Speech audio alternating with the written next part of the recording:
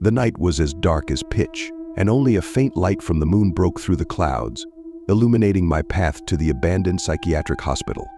I had long heard stories about it from friends. Local legends whispered of ghosts and unhappy souls that remained there forever. But my curiosity always got the better of me, and I decided to see for myself. The abandoned building stood on the outskirts of town, hidden from the eyes of casual passers-by by dense overgrowth. The walls, covered in cracks and graffiti, seemed alive, as if they were trying to communicate something to anyone brave enough to approach. I stopped in front of the entrance, my heart pounding like mad, but the spirit of adventure wouldn't allow me to retreat. I pushed the heavy door, and it creaked open with a sound that seemed to invite me inside. The interior was engulfed in complete silence, broken only by the creaking of the floorboards beneath my feet. The walls were covered in mold, and the air was filled with the scent of decay and neglect.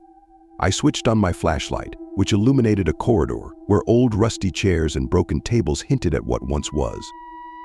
As I moved forward, I decided to explore the first floor. My footsteps echoed in the emptiness, creating an atmosphere of total isolation.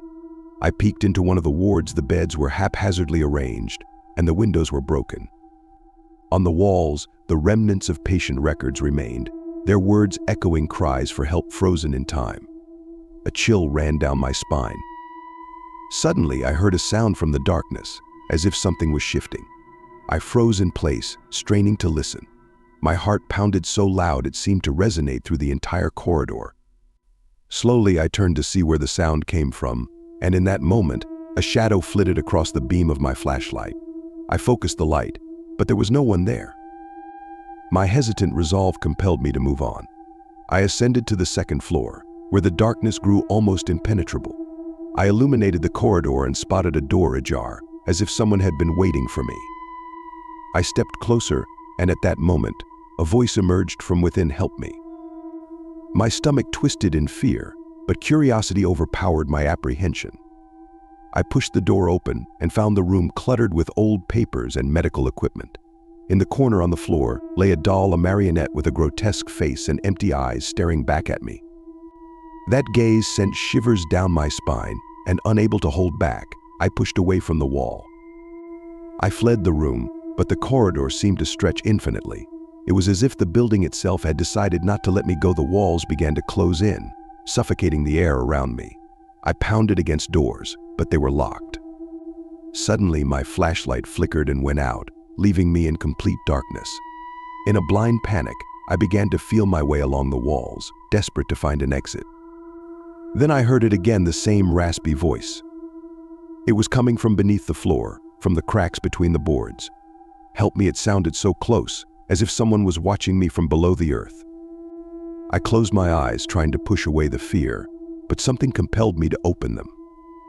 In that instant, I saw her, a woman with a distorted face, standing before me.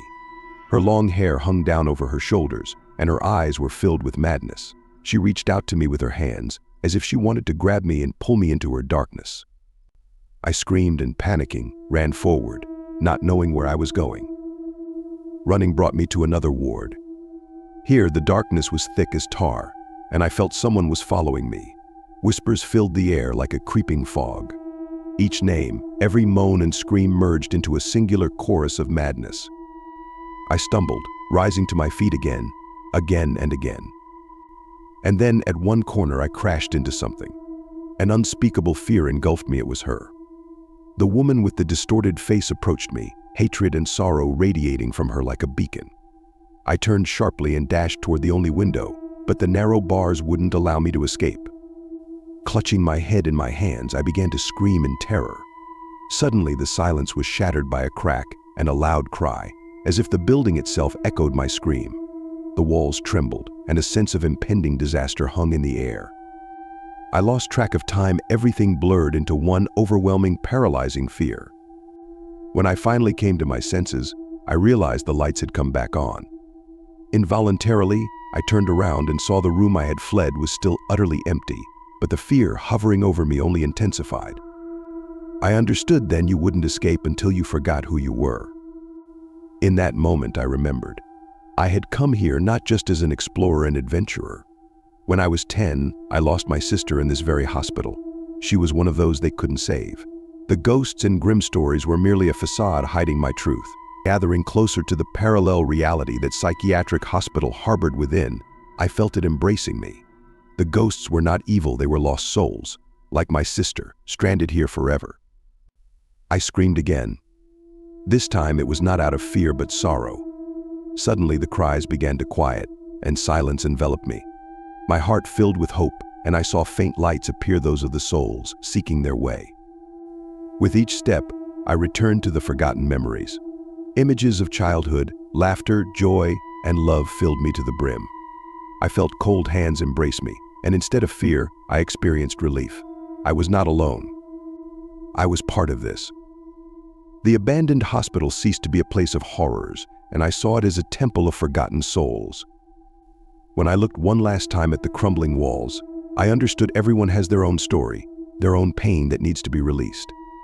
I left the building, where everything that remained became a shadow eclipsed by my memories. Now I was free. I looked at her, the one who remained there, and whispered, "I will not forget you," and with those words, I finally left that place, feeling how the darkness receded, giving way to the light.